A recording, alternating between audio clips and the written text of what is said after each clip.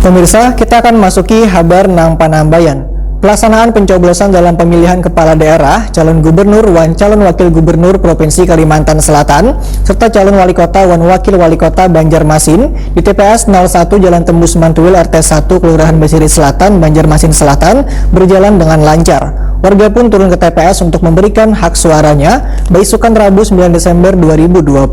Untuk kabar selengkapnya, mari kita simak yang satu ini.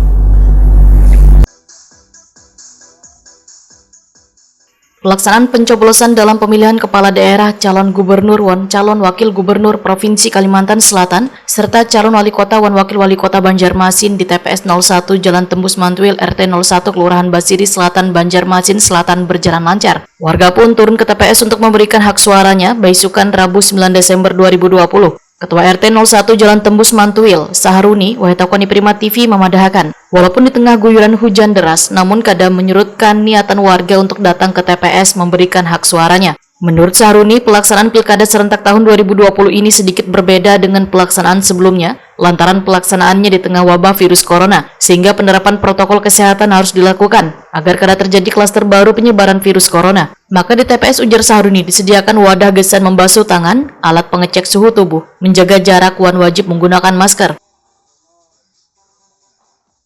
Oke, ini Pak, kira-kira nih Pak, target masyarakat di tahun ini pemilunya berapa nih Pak? Target kita ini sebenarnya kita pengennya sepenuhnya ya, cuma tergantung dari warganya saja lagi. Perkiraan untuk tahun ini bisa 200-an nih. Ya. Kira-kira nih Pak, apa yang menjadi pembeda antara pemilu tahun ini sama sebelumnya nih Pak? Ya. Kalau berbicara tentang masalah itu, yang tahun ini dengan sebelumnya tuh berbeda karena kalau kemarin itu kan banyak itu pilihan itu. Jadi ada banyak pilihan, sedangkan ini cuma 2 dan antusias warga itu agak menurun. Ya. Terus Pak, apa harapan Bapak terhadap pemilu tahun ini Pak?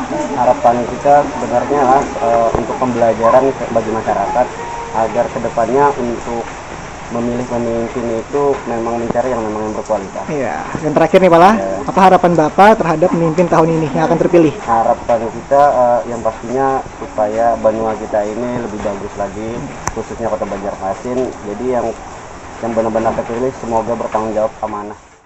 Sementara itu, Wulan, salah seorang warga menyatakan, siapapun yang terpilih nantinya memimpin Banjarmasin wan Kalimantan Selatan, hendaknya bisa amanah wan membawa ke arah yang lebih baik untuk kesejahteraan warganya. Oke, Ibu tadi kayak apa cucunya Bu? Coblosnya lancar aja Bu lah. Nah Bu, harapan Ibu terhadap pemimpin tahun ini kayak apa Bu yang terpilih Bu? Dan dapat membawa Banjarmasin ke arah yang lebih baik dari sebelumnya. Oke, siap.